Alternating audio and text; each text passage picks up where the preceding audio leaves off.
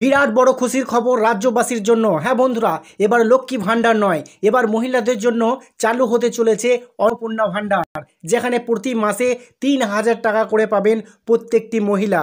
তবে এই প্রকল্পের নাম নথিভুক্ত কিভাবে করবেন, কিভাবে আপনারা এই প্রকল্পের আওতায় আসবেন, সমস্ত বিষয়টি আজকের এই ভিডিওতে আমি আপনাদের বিস্তারিত জানিয়ে দেব। এবং অবশ্যই মনে রাখবেন, যদি আপনারা এই প্রকল্পের আবেদন করতে চান তাহলে অবশ্যই কিন্তু আপনার ভোটার কার্ড, আধার কার্ড এবং ব্যাঙ্ক অ্যাকাউন্টটি লাগবে। তাহলে কিন্তু আপনারা ৩,০০০ টাকা সরাসরি আপনাদের ব্যাঙ্ক অ্যাকাউন্টে পেয়ে যাবেন। তো বন্ধুরা, এই যে লক্ষ্মী ভাণ্ডার নয়, এবার মহিলাদের জন্য অন্নপূর্ণা ভাণ্ডার, যেখানে প্রতি মাসে ৩,০০০ টাকা করে দেবে রাজ্য সরকার। বলা হয়েছে অন্নপূর্ণা ভাণ্ডার। তো এই অন্নপূর্ণা ভাণ্ডারটি কি এবং কিভাবে আপনারা আবেদন করবেন, কিভাবে আপনাদের নাম নথিভুক্ত করবেন, সমস্ত বিষয়টি আজকের এই ভিডিওতে আমি আপনাদের বিস্তারিত জানিয়ে দেবো।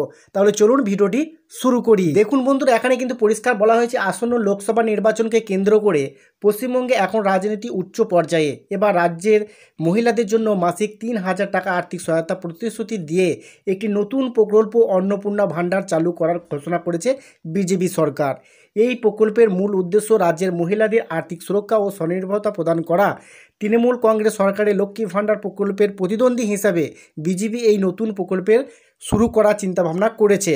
তো বন্ধুরা, বুঝতে পারছেন, রাজ্যের কিন্তু প্রত্যেকটি মহিলাকে ৩,০০০ টাকা করে সরাসরি তাদের ব্যাঙ্ক অ্যাকাউন্টে দিয়ে দেওয়া হবে এই অন্নপূর্ণা ভাণ্ডার প্রকল্পের মাধ্যমে। এরপর দেখে নেব কিভাবে মিলবে এই সুবিধা। এখানে পরিষ্কার বলা হয়েছে, সাম্প্রতিক কাটোয়ার বিজেপির সদস্য সংগ্রহ অভিযানে বক্তব্য রাখতে গিয়ে কেন্দ্রীয় শিক্ষা প্রতিমন্ত্রী বিজেপি রাজ্য সভাপতি সুকান্ত মজুমদার জানান, অন্নপূর্ণা যোজনার আওতায় রাজ্যের মহিলাদের মাসে ৩,০০০ টাকা আর্থিক সহায়তা পাবেন। তবে এই প্রকল্পের সুবিধা পাওয়ার জন্য তাদের বিজেপির সদস্য হতে হবে, না হলে এই সুবিধা পাওয়া যাবে না। এছাড়া একটি আবেদন ফর্ম পূরণ করতে হবে। বিজেপির নেতারা এই বক্তব্যের জবাব দিয়েছেন। তাদের বক্তব্য প্রকৃতপক্ষে সুকান্ত মজুমদার বোঝাতে চেয়েছেন যে বাংলায় বিজেপি ক্ষমতায় আনতে হলে তাদের আরও সদস্য সংখ্যা বাড়ানোর প্রয়োজন। যদি বিজেপি পশ্চিমবঙ্গে ক্ষমতায় আসে তখন এই অন্নপূর্ণা ভাণ্ডার প্রকল্পটি চালু করা হবে এবং তখন রাজ্যের সব মহিলাদের জন্যই এই প্রকল্প প্রযোজ্য হবে।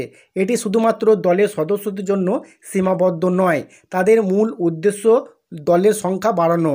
তো বন্ধুরা, আশা করছি আপনারা সম্পূর্ণভাবে বুঝতে পেরেছেন যে রাজ্যে যদি বিজেপি সরকার আসে তাহলে কিন্তু অন্নপূর্ণা ভাণ্ডার প্রকল্পটি চালু হয়ে যাবে রাজ্যে। আর যদি এখনও পর্যন্ত বিজেপি সরকার ক্ষমতায় না আসে তাহলে কিন্তু এই অন্নপূর্ণা ভাণ্ডার প্রকল্পটি চালু হবে না। তো বন্ধুরা, আশা করছি সম্পূর্ণ বিষয়টি আপনারা খুব ভালোভাবে বুঝতে পেরেছেন।